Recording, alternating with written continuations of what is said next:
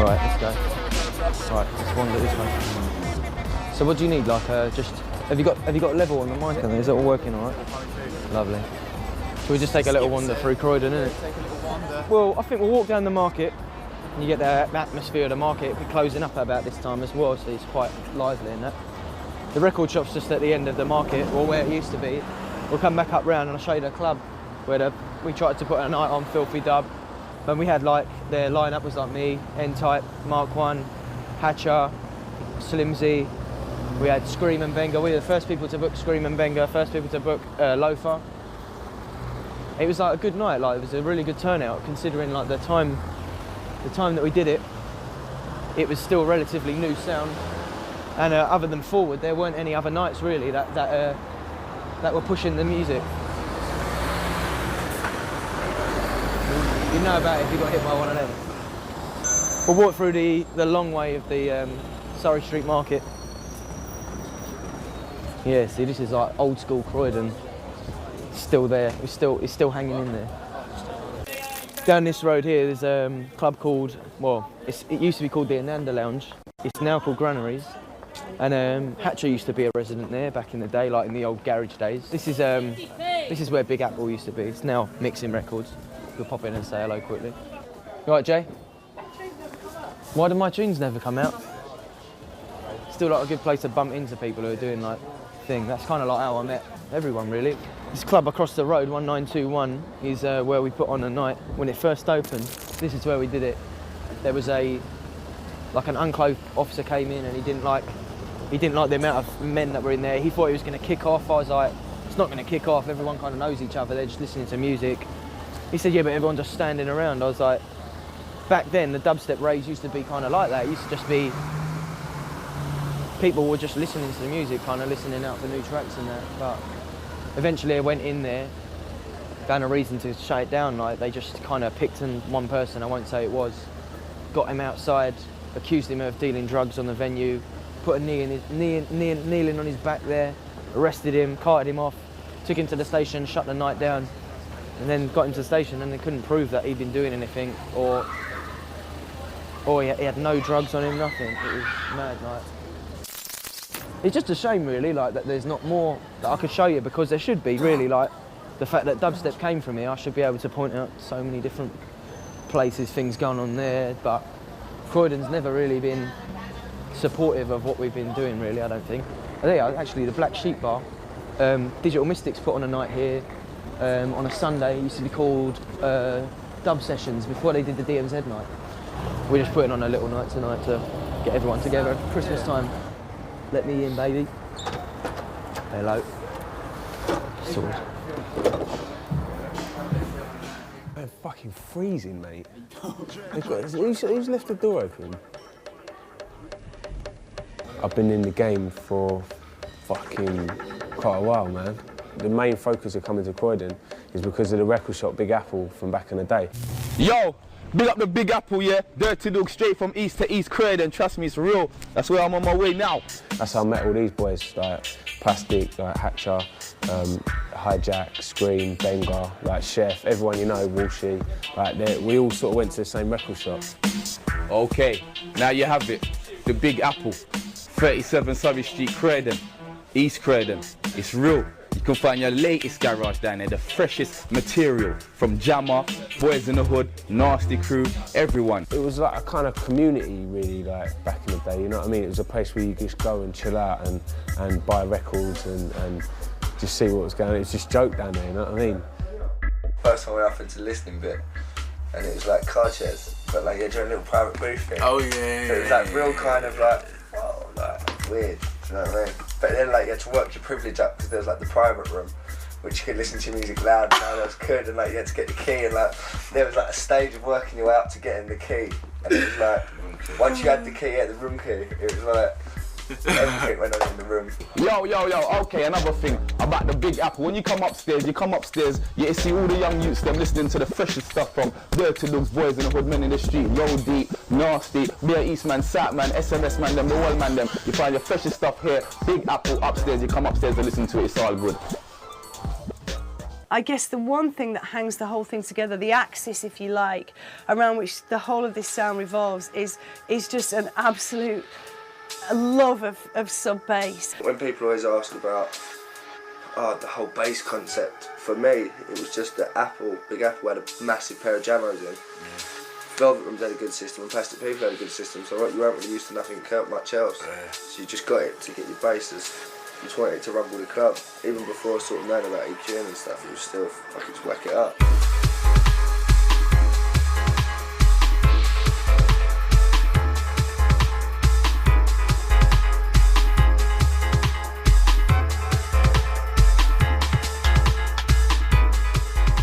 Dubstep back in the day was two-step, for those people that don't know, and the drum patterns are kind of like broken beat, yeah? Really minimal broken beat, and... The basses were like underground garage. Yeah, there you go. Would either been raggage or dubstep. And there was a term with raggage that described the horsepower stuff for a little while.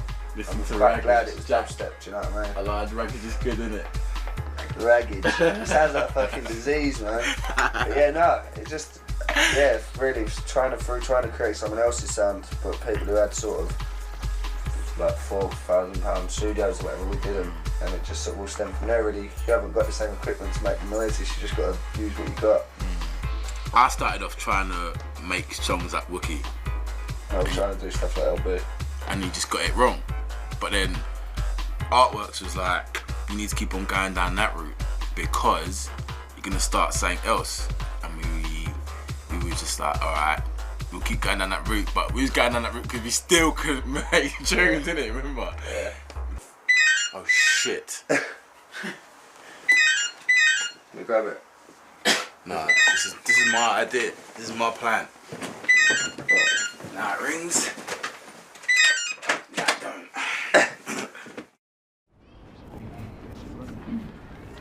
Put the mixer under the desk if it will fit.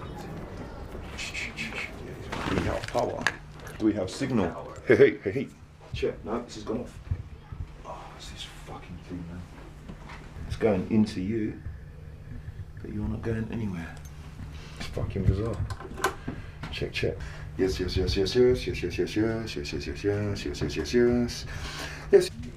Right.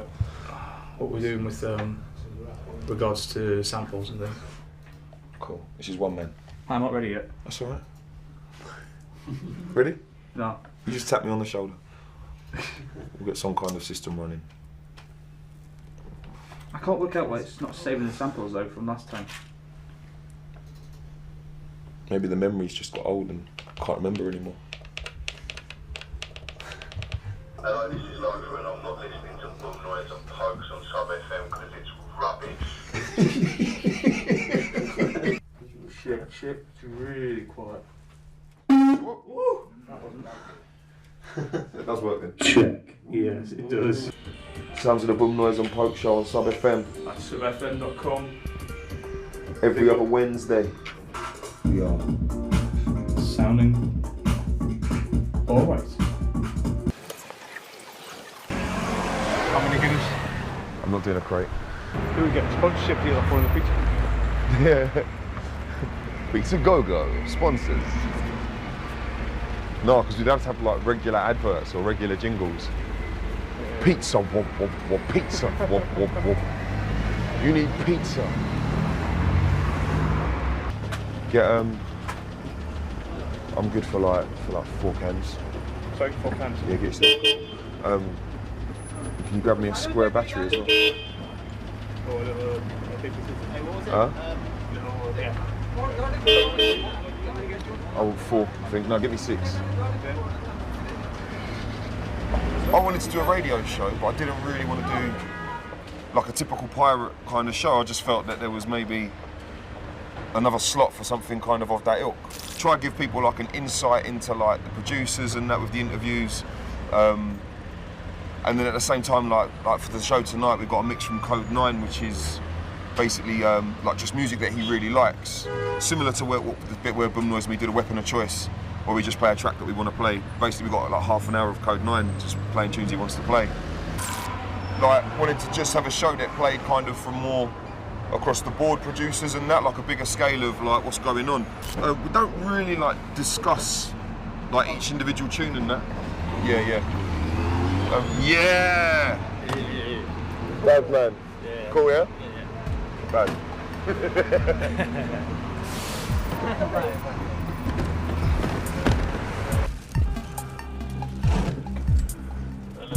Hello.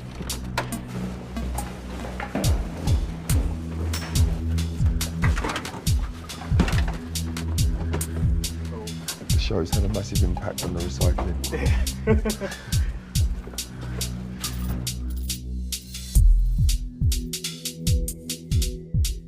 I was very late coming to the scene. I mean, I had to work backwards from DMZ to discover where the roots of the sound actually came from. You know, you can probably trace it back to about 2001, which was the very beginnings of the Club Forward, which was the original pioneering forerunner of all the dubstep clubs, which took place at the Velvet Rooms in London. And you know, the dubstep sound emerged very slowly out of dark garage. So the bass lines for dubstep were constructed by the likes of Zed Bias, LB, Oris J, Steve Gurley, people like that.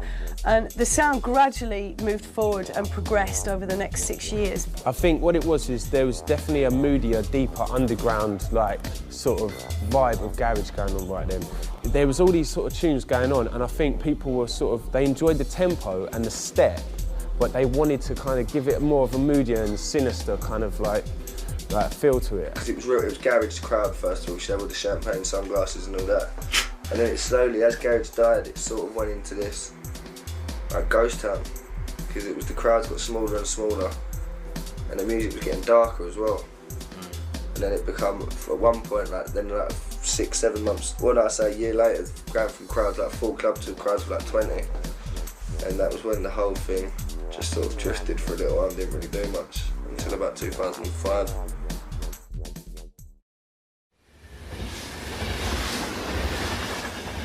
Paul's power was prolific. Like, I used to sit in the studio with him a lot when I was younger and just sort of sit at the back and watch and just be like, that's where I got a lot of my influence from as well, to be fair. A lot of it, majority of it from Horsepower. And it was just like, they were just mad, man. It was, the majority of it's all samples, like movie samples. And it's like, then you listen back and it's like making snares out of whips and fucking just weird, and like getting bongo riffs out of some weird background soundtrack bit, and just crazy. It was literally layers and layers of film samples, and it was just like, whoa. Like, You sound like loads of tapes. Yeah, bare tape. You see them all the tapes, yeah? Crazy. Yeah, so I ain't got any weed chaps.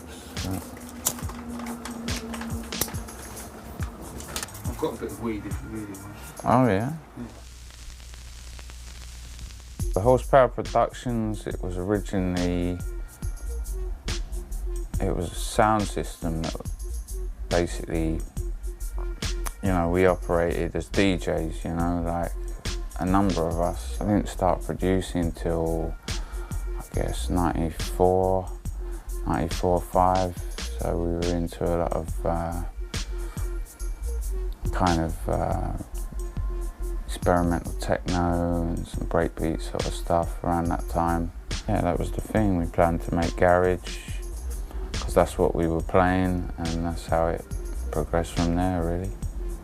We just maybe took more of an experimental look at it to, you know, just widen it and experiment with different ideas, because it was very open. people like Skream. You know, I remember when he was starting to produce tracks using, I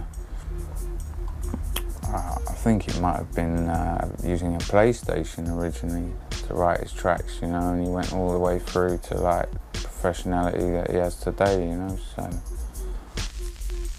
Seen DMZ rise up from being a small thing in a bar to being a giant, like, dance in a big venue, you know. But the essential vein of it all the way through has been, you know, innovation and trying to come with a slightly different thing, you know. Sounds of the end track right here, right now.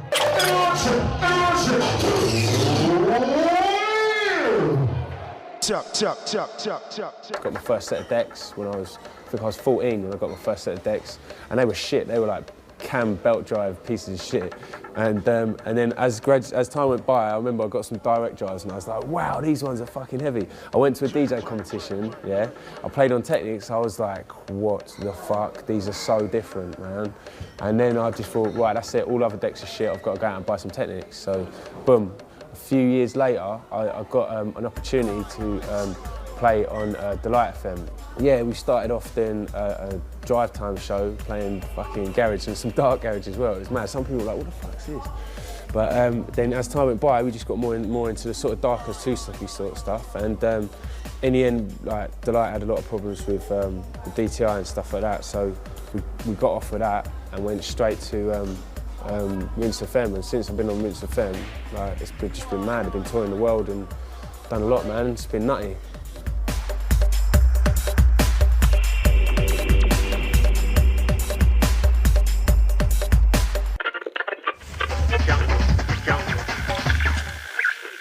Radio station.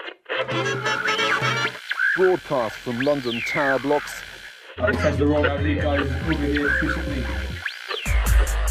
It's quite high up on sort of London skyline.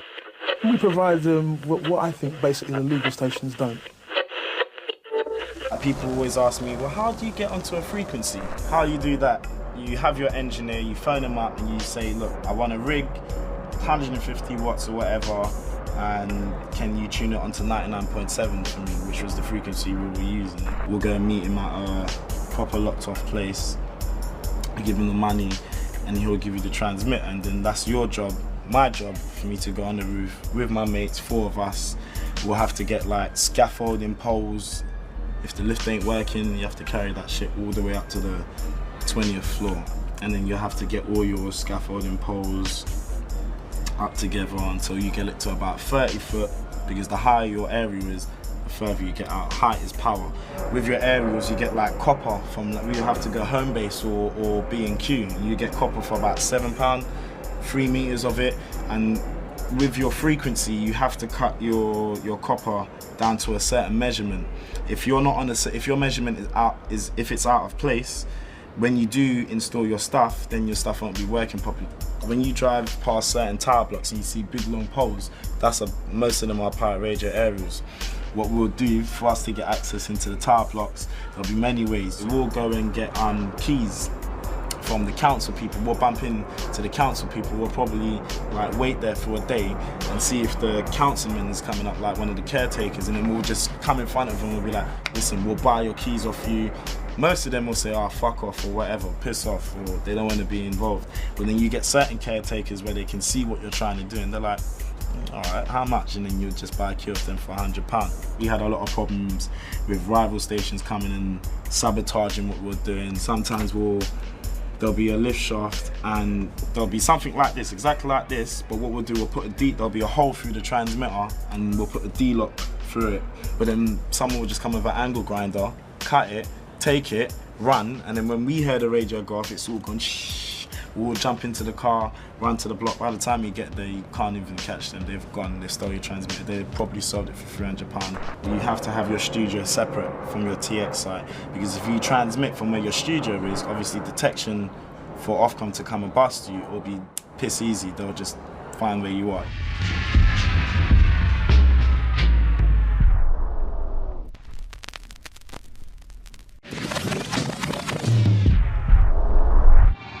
For me, I think vinyl and dub plates are really important. The thing is about dub plates, right?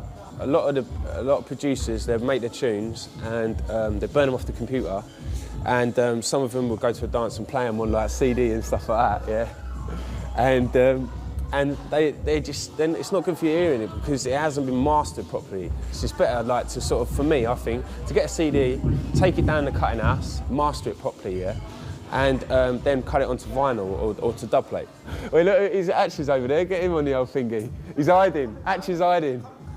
We need some ciggies, man. I know, yeah. I haven't got any what are we money. talking about? You're talking about animals and shit, are you? No. Here we go, he's going to stitch me up now. Well, 2008. you ain't told him about the rash, have you? No, here we go, about this rash again. There's this fucking German magazine out. Oh, it's on telly and all, fuck, There's this mate. German magazine out. Oh yeah, no, what am I telling them now? I told some magazine we- rash in Germany. Yeah, they wrote it in the magazine. I come back in, I went out for 5 minutes, yeah, come back, and he just had this big grin on his face, and the geezer was like, should I write that in then, yeah? I was like, yeah, man. Quick, before he comes back in the room. Put it all in, it just went straight to print. Yeah, straight to print. So everyone in Germany thinks I've got a massive rash. They caught off my cat. I know, that's filth. That's it. No more rashes. No more rashes. Plastic man's got a few rashes. He's doing his polishing, isn't it? That's not the only polishing he does. You didn't want a sensible interview, did you?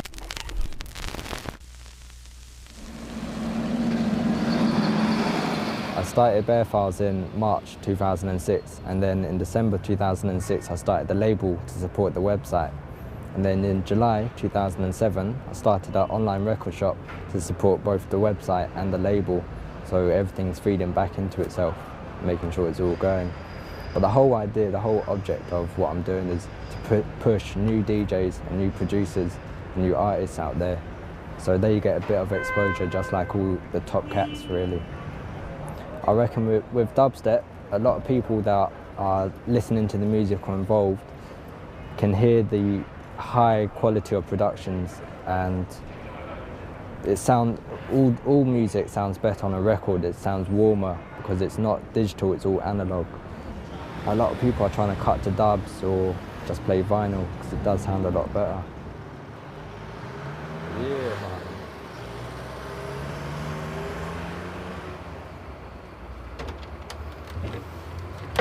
Recording, are you? Yeah, what's going on, Chef? Again, still fucking dirty and shit, man. Yeah. Yeah. Do you want some help tidying No, up? cool, man. To be honest with you, I'm just having a hoover up. Yeah? Yeah, it's cool. with the I'll game, help it's you, just- I'll help you. No, it's cool. It's just one of them ones where I'm like, oh yeah, fuck, we're filming. Let's get the hoover out. You know what I'm saying? Yeah. Chef, did you get that job sheet for us? Yeah.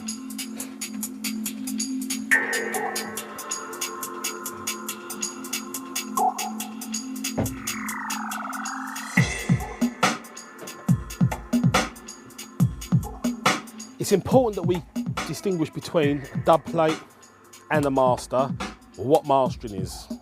First things first, let's talk about a dub plate. I'll get one for you and show you. This is a dub plate. It's a blank acetate disc, 2 holes drilled in it. Now a dub plate is a reject master disc.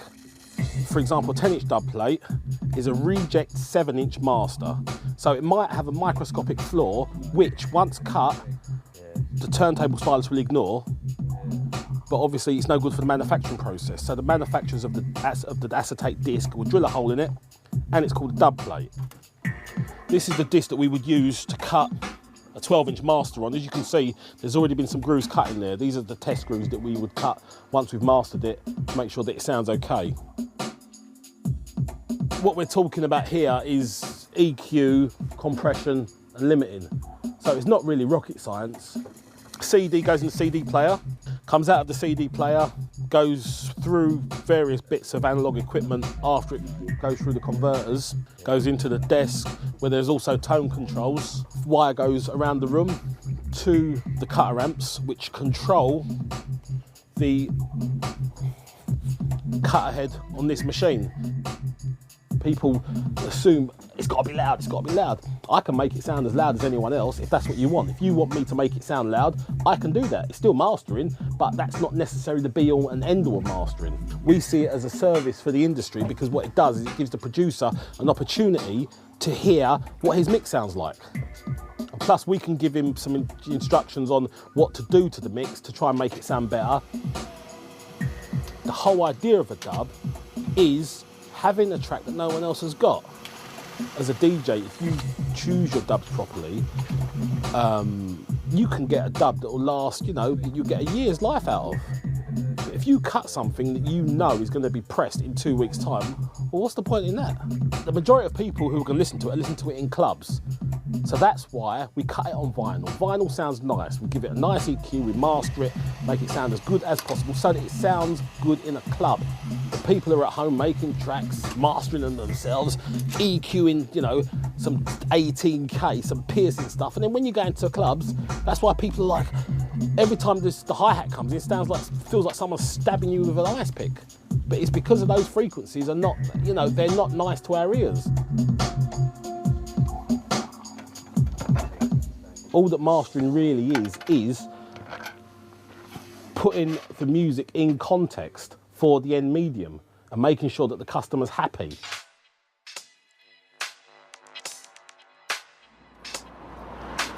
Hopefully in a week I'll have the test presses, and in 3 weeks I'll have the full release with artwork and everything.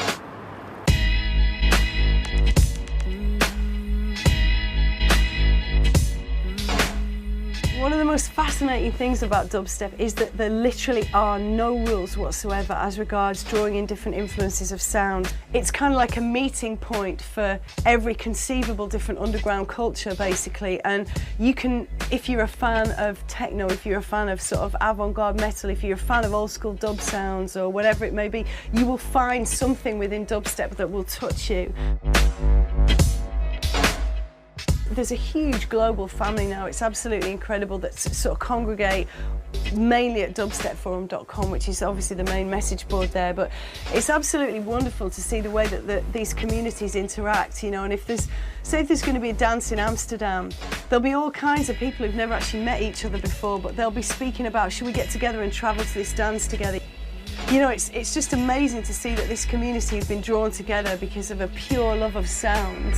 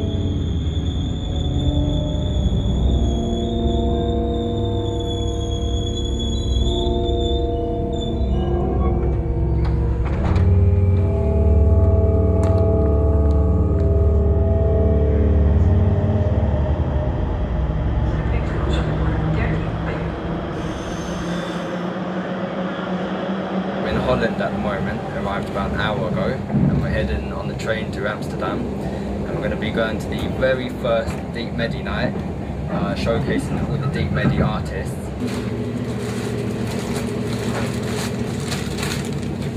Here we go. Dub play, and that one's Bear Dub's number 3, test press. That one's white label.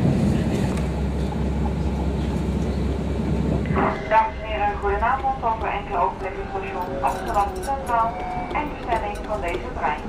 Het volgende station Amsterdam Centraal.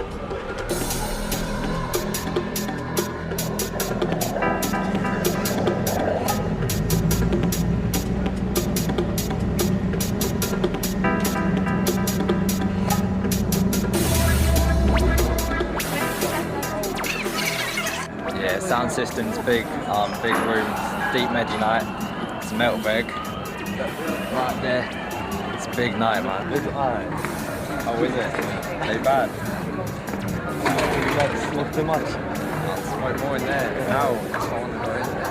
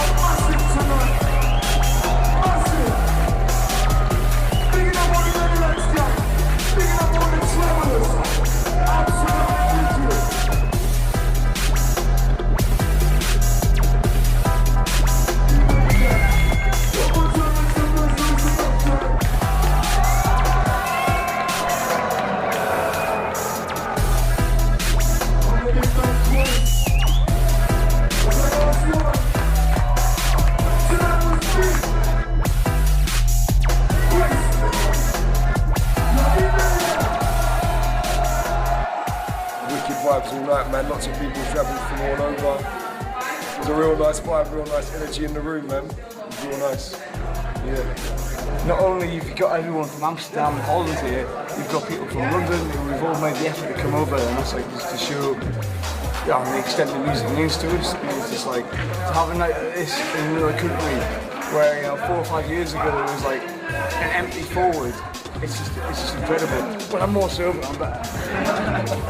There's people coming together again, you know what I mean, through sound, just making an effort to get in a positive vibe. And, it's been deep tonight, I've really enjoyed it.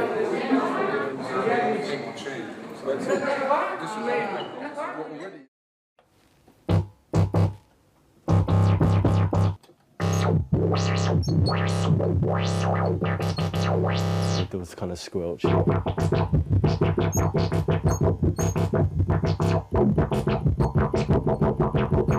So I don't really do tracks that sound like that, but I can if I want. With music, with making music, I never feel totally in control of what I'm doing or what I end up with. It certainly never comes out like I quite intended it. And I'm literally interested in the power of sound to move people. I mean, that's the most recent weapon. It's a Moog Voyager. And it's just, you know, there's a lot of stuff you can do with it that I haven't even got close to yet.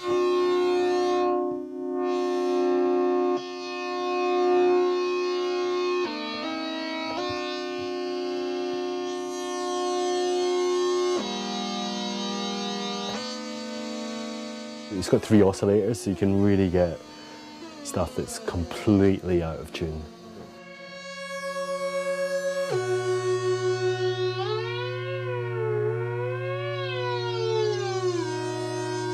And it's got a really good bass. It's got a really good sub.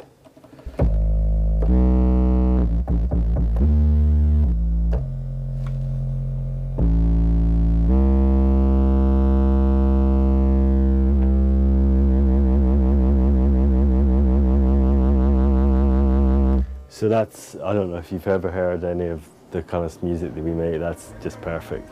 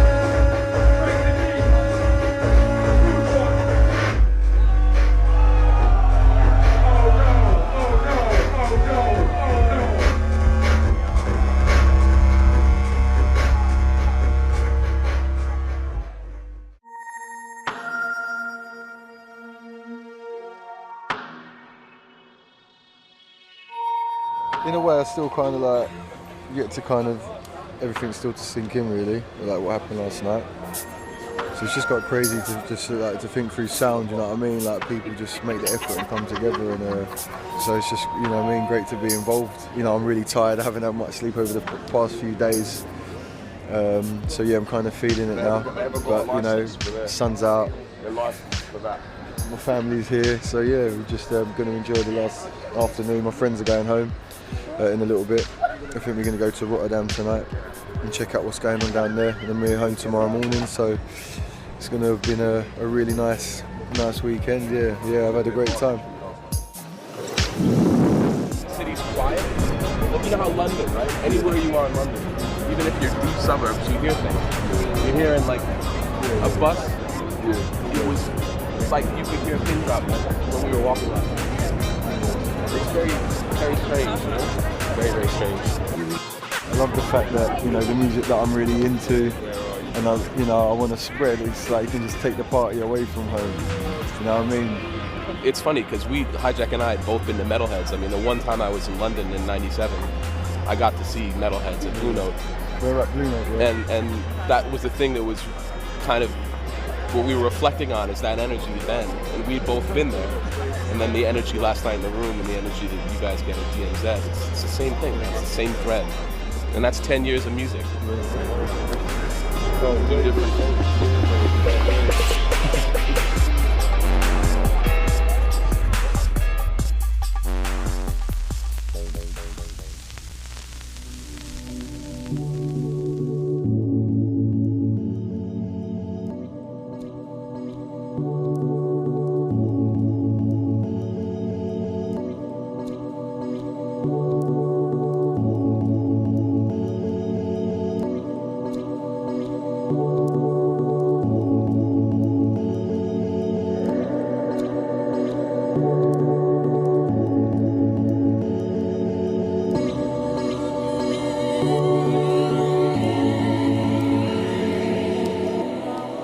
Sending me tunes since when Hyperdub was just a web magazine. He's literally touched a nerve with people. Apart from all these techniques, which, you know, sound quite unique. You know, the way he used crackle initially, and the kind of syncopation he had, and the way his beats were kind of broken. They didn't hold together; they kept falling apart. He's managed to press people's buttons, and then what's intensified that is the fact that there's no face to put with the music. It wasn't intended like that. He just didn't want his pictures taken. It's not a big, contrived marketing plan.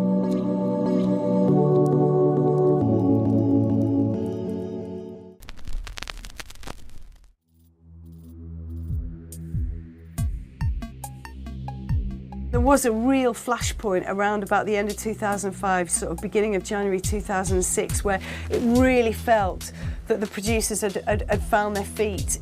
That there was a sense of momentum gathering within the scene as well, and that's something that my show on Radio 1, that's where we really seriously began to document it with programmes like Dubstep Wars, etc. But Dubstep Wars was a Radio 1 programme that I put together in January of 2006, and the idea was to capture something of the spirit and the energy and the momentum that I could see building within the dubstep scene. We did find it that night, I think, between all of us. And the MCs, I've got to say, Crazy D was involved, Sergeant Pokes, the Space Ape, as well as the DJs who played. We had voices from all kinds of different people who were involved internationally, everybody from Dave Q, who runs Dub War in New York, to Bruno Bellamino, who's the big dubstep pusher out in Sao Paulo, Brazil.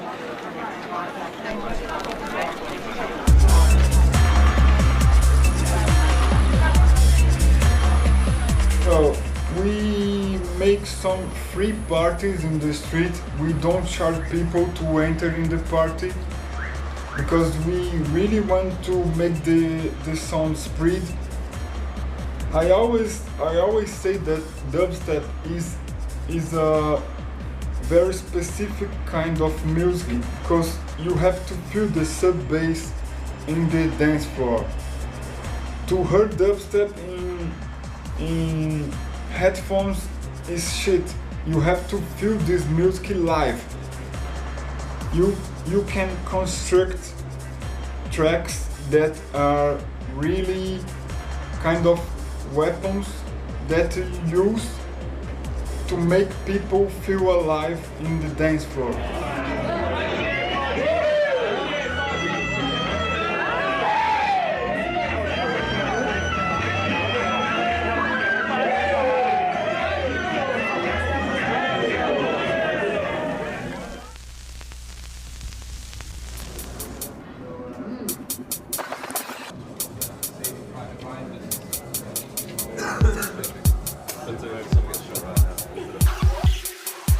Tonight, I think the plan is to head across, get on the train to Rotterdam, where there's another party going down. There's a few of the guys who've come over who are going to spin some records, just going to be inside. I think Braden, I might do a little bit. And I think it's just like, you know, because everyone was coming over, they thought sort something out and have a little bit of a party on the Saturday as well. And you know, we've got nothing better to do, so we may as well head over to Rotterdam and play some records out there as well.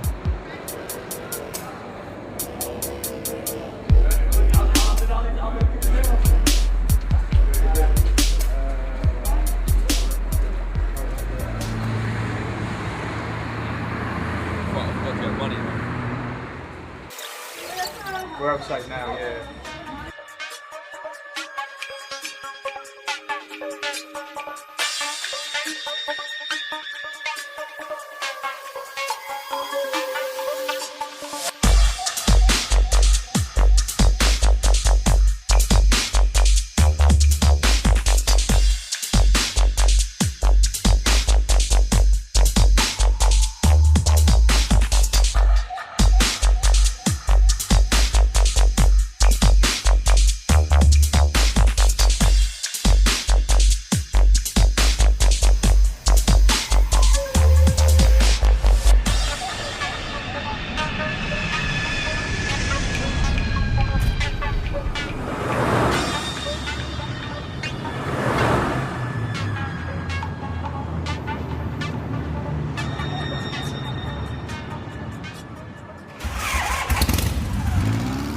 I was going to roll the split.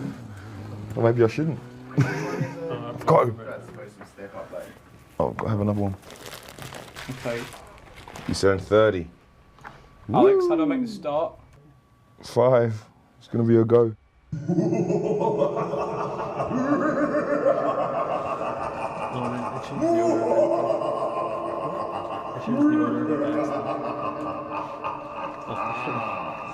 It's boom noise and post. I'm ready. Yes, yes. Welcome to another edition of the Boom Noise and Folk Show. Greetings, mister. Sorry, mate. I got all excited. You're running all over the place. I just wanted to say greetings to you. You've got your fancy new wireless microphone. It's not that new. Well, I just don't bring it out. It's why it still looks shiny. Certainly fancy. Yeah, that was an international jam. It's been a week for international jams, Boom. Certainly has. Out everyone reached Deep Medi in Amsterdam. Silliness. That was silly. Out everyone is never going to be the same again. Have you announced what's going on tonight? No, not yet. Yes, just a reminder, coming up on the show tonight, we've got a special guest mix from Code 9 and the Space Echo. Massive. We have got Kevin Bug in for an interview, Bugman. Massive. And we've got Gothrad live in the studio. Massive. Fucking massive. We got Bug in the building. It's another big gathering we got tonight. A lot of family in the room. Yeah, now I'd like to welcome the Bug to the studio. So how was it that you first picked up on dubstep? Through Code 9. Through Code 9. Code 9 interviewed me just after Pressure came out. Right. For Accelerator, I think it was. And he just said, look, I've got some friends who are producing music that I think you'd like. Yeah. They sort of share things in common with what you're doing. Come and check it out. And he brought me down to Forward about, I guess it was about 4 years ago, 4 or 5 years ago. Yeah. And yeah, I just got to meet Mala, Pokes, Loafer, and obviously Code. So yeah. So when you first heard the sound, what was your initial reaction? I liked it. I liked the intensity. I liked the depth of it. I liked the weight of it. I liked the fact that each producer seemed to have its own voice. Handing you over to the man Gothrad. Big up Dubstep, man. Backward people,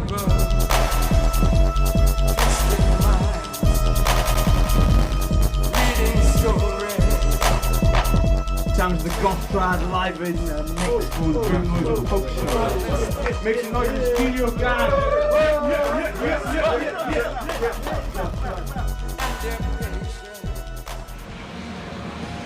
Join us back in 2 weeks where we'll be here again doing a similar sort of thing in the shambolic sort of style yet again.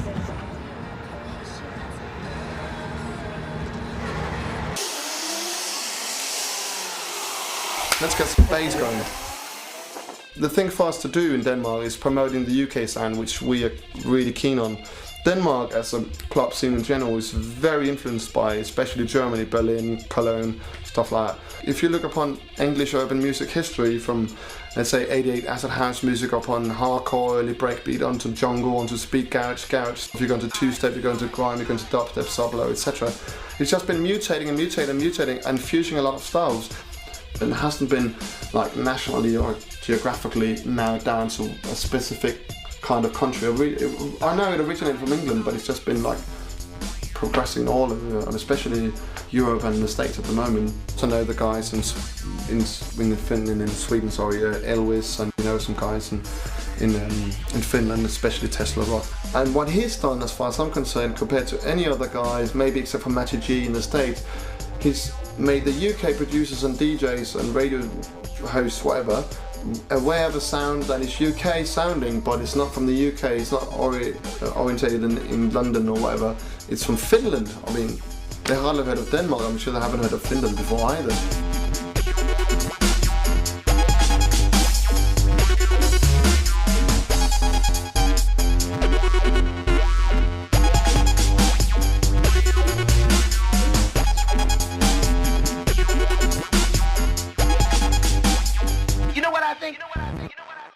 It's just like when Finnish people freak out to some music, they go mad. Because it has to be something to do with our weather or something. Because you know, like winter time, it's like dark for 6 months, seriously. So basically, you just have to have something to freak out.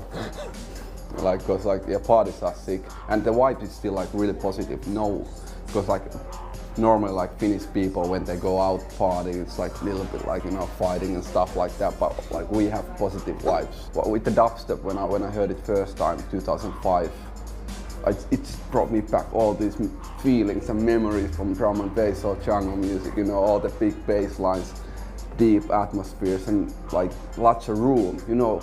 That's the thing with the drum and bass. Nowadays there's no room. Too much stuff going on, you know, no space between the beats. And when I heard the dubstep, I was like, it was the lo-fi Malawa got me into dubstep, man. That's the one thing actually I forgot about saying, but with the dubstep, it's all about the social thing, you know what I mean? Like, to me, like I like to go record stores instead of buying online, because I like to socialize with people. And same thing with going like a transition. It's all about like meeting LD, Jason, Jeff, you know, instead of like doing all online. And with the doublet, it's also like, it's sort of like it's good test for the sound systems, because like I've been like maybe a month ago I got the dubs from Transition. I went to play them out and I was like, oh man, what's wrong with these dub plates? But it wasn't wrong with the dub plate, it was wrong with the sound system, you get me?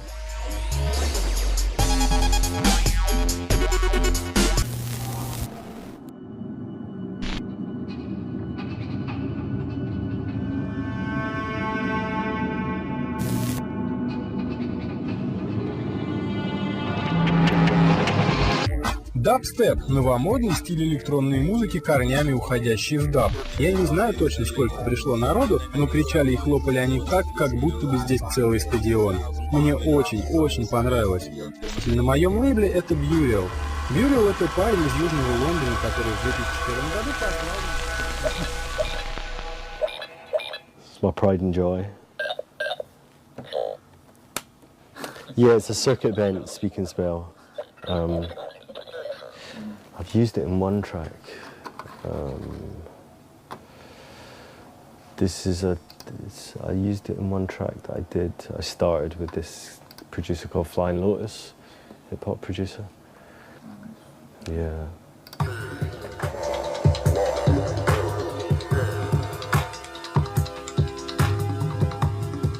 Well, I think, you know, the minute you're involved in producing music, you take control over your local sound space. You know, the minute you're making sounds, instead of just being a passive victim of your environment, you actually start to carve out a little territory in your environment. And so I think that's why with a lot of kids it's so empowering to do music in an otherwise shit, depressed situation. I'm just finishing a book about Sonic Warfare, which should come out next year. And really it's about the relationship between sound and power. The way sound is used as a vibrational force to either disperse populations or bring populations together. You know, whether it be the use of infrasound or very high frequency sound to make people feel uncomfortable and used in crowd control situations, or, you know, obviously as we know, like use of bass and sound system culture to actually bring crowds together. The way sound can function like a magnet like that, it can literally just attract people, and particularly, like obviously the music I make, particularly the way sub-bass has that kind of magnetic effect.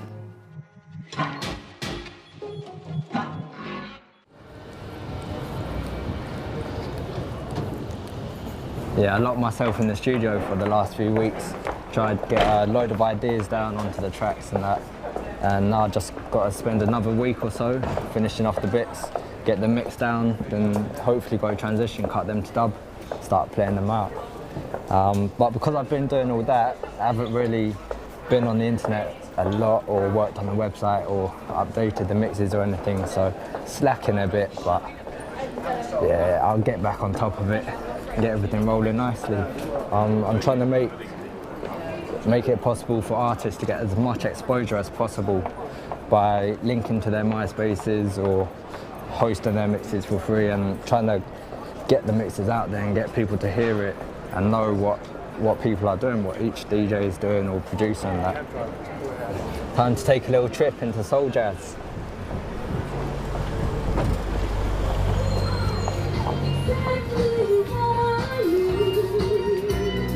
Welcome to my heart and soul,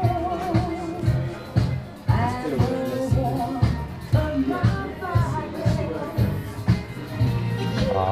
the Ramadan man and the Cotty. Yeah, cheers.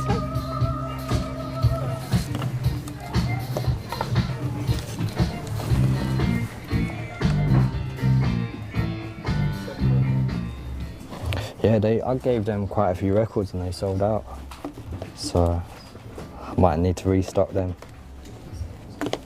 If I was to name a few people that I'm feeling at the moment, definitely name Mala. Let me think. Skream as well to an extent. Chrome Star as well. Sessman. And just the Medi side of dubstep. So I like a lot of Loafer as well, because it's quite minimal.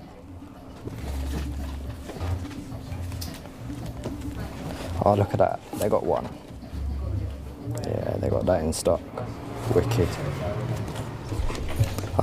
Since Deep Medi and Damn, I've just been producing a lot of tracks, really. Just staying in the studio. Sometimes when I can, working on bare files. But that's mainly all I do. Just sit around, play a bit of Grand Theft Auto, and make beats.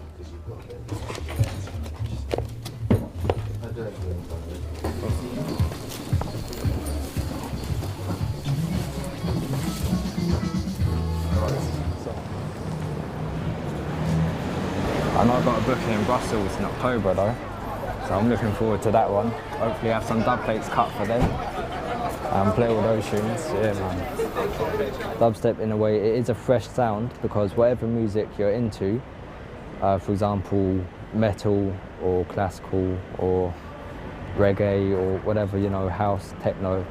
Those influences are put into dubstep, and then that's made into its own sound in a way, if that makes sense. Even though it's all based on having a big bass line, a nice deep bass, and all around 140 BPM. Those are the only real markers. The future of dubstep, it's already happening now, where a lot of people will hear the sound and assume it's just the wobble bass line or something, and that it will get quite stereotypical and then start sounding all the same, just how drum and bass did. It started all variations of the beats and different sounds and new influences and that, but then it kind of, in my opinion, in the last few years it's gotten quite stale and everything sounds very similar, and they're just doing it over and over again, the same thing. And I think even in dubstep now that's happening, but there are a few producers out there who are breaking away and doing some very different stuff. It's new stuff that keeps the whole scene moving, I'd say, and keeps people like myself interested, who've been there from quite early on and heard the variations and heard the progression of the scene. Are you people still lively? Is there still some energy around the room? Well, that's what we come to see. Digital Mystics, Loafer, myself, Sarge Pokes from London, representing DMZ. So we just come to see the people dancing. So who's ready for some dancing? Well, that's just fine.